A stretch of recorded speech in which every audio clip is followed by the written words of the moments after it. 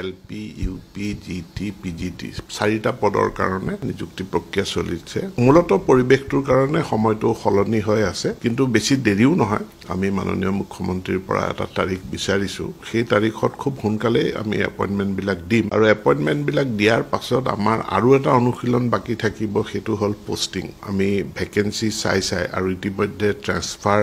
ৰেশনালাইজেশন ইত্যাদিৰ কাৰণে vacancy position বিলাকো হলনি হৈছে গতিকে এতিয়া নতুনকৈ নিযুক্তি পাবলগীয়া শিক্ষকসকল তেওঁলোকৰ জিলাখন চূড়ান্ত হৈ যোৱাৰ পাছত সেই জিলাখনৰ কোনখন বিদ্যালয়ত তেখেতক পোষ্টিং দিয়া হ'ব এইখিনিৰ কাৰণে আমাক কিছু সময় লাগে দেখা গৈছিল যে জিটিত পোৱা আৰু এনেকুৱা প্ৰায় 850 কেণ্ডিডেট একেটা সময়তে তেওঁলোকে এলপি ইউপি টু সিলেক্ট হৈছিল গতিকে বা প্ৰভিজনাল মেৰিট লিষ্টত আহিছিল আমি তেওঁলোকক গোটেই ইনফৰমেশনখিনি দি ভলুন্টাৰিলি উইথড্ৰ কৰাৰ কথা কৈছিল আৰু যোৱা কালিলৈকে প্ৰায়খিনি কেণ্ডিডেটে এলপি ইউপিৰ পৰা তেওঁলোকে উইথড্ৰ কৰিছে গতিকে এলপি ইউপিত অতিৰিক্ত 800 তলৰ পৰা 800 কেণ্ডিডেট তেওঁলোক ইয়াত অন্তৰ্ভুক্ত হৈ যাব আৰু 4500 পদৰ বিপৰীতে আবেদন গ্ৰহণৰ প্ৰক্ৰিয়া সম্পূৰ্ণ কৰি থোৱা আছে তেওঁলোকৰ ডকুমেন্ট ভেৰিফিকেশনৰ প্ৰক্ৰিয়া আৰম্ভ কৰিব লাগে ইয়াতো যেহেতু একেজন কেণ্ডিডেটে 5500 টো আবেদন কৰিছে 4500 টো আবেদন কৰিছে গতিকে গ্ৰেজুৱেট টিচাৰৰ প্ৰক্ৰিয়া সম্পূৰ্ণ কৰাৰ পাছত আমি যেনেকে এলপি ইউপিৰ 5500 এটো সম্পূৰ্ণ কৰাৰ কাৰণে আগবাঢ়িছো ঠিক তেনেকে 5500 তেওঁলোকৰ তালিকা চূড়ান্ত হৈ যোৱাৰ পাছতে আমি যেটো দ্বিতীয় বিজ্ঞাপন 4500 পদৰ বিপৰীতে তাৰ আমি ডকুমেন্ট ভেৰিফিকেশন আৰম্ভ কৰিম আৰু আমি খুব সোনকালে সেইখিনি আমি সম্পূৰ্ণ কৰাৰ কাৰণে চেষ্টা কৰিম শিক্ষকৰ 5000 পোষ্টৰ ৰিজাল্টটো হ'ব গতিকে মই ভাবো যে নৱেম্বৰ মাহত আমি নিযুক্তি বিলাক দিব পাৰিম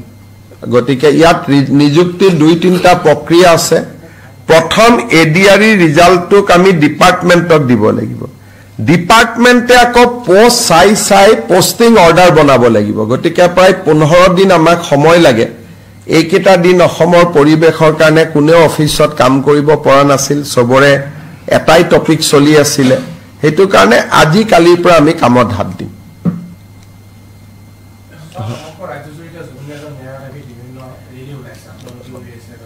ন্যায়টো দিবই লাগিব ভাল কথা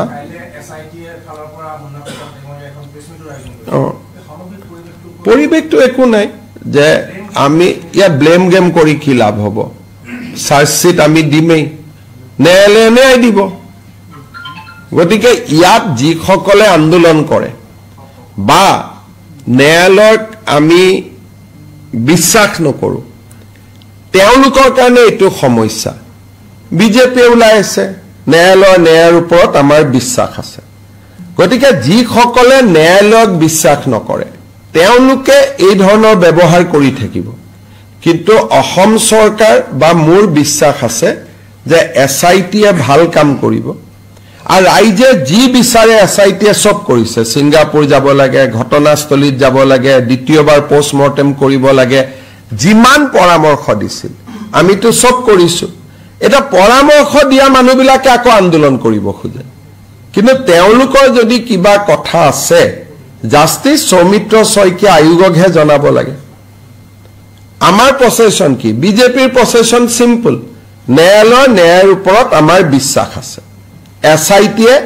পানী নহৰকা অভিযোগনামা দিয়ক আমাৰটো সিম্পল দুটা কথা আৰু ন্যায়টো তেনেকৈ পায় বেলেগ ধৰণেতো ন্যায় নাপায় গতিকে যিসকলে কৈ আছে ন্যায় লাগে মুখ্যমন্ত্ৰীও কৈ আছে ন্যায় লাগে মইতো জুবিন অনুৰাগী গতিকে আমি সকলোৱে কৈ আছো ন্যায় লাগে কিন্তু ন্যায় দিব কোনে জুনে আদালতত ন্যায়াধীশৰ আসনখনত বহি আছে আৰু তাত অভিযোগনামা কোনে দিব এসআইটিয়ে দিব এসআইটিয়ে ইতিমধ্যে প্ৰতিশ্ৰুতি দিছে যে নিৰ্ধাৰিত সময়ৰ ওপৰত আমি অভিযোগনামা দিম এতিয়া নাই যদি টেট পাস কৰিছ ডিএলএড পাস কৰিছ বা বিএড পাস কৰি থৈছ তহঁতৰ কাৰণে ডিসেম্বৰৰ শেষত বা জানুৱাৰীত আকৌ এডভাৰটাইজমেন্ট ওলাব যিখিনি আমাৰ বাছনি হৈ গৈছে দুখনমান তালিকা এতিয়াও ওলাবলৈ বাকি আছে এলপি ইউপিৰ তালিকা ওলাবলৈ বাকি আছে এই গোটেইখিনি শিক্ষক নিযুক্তি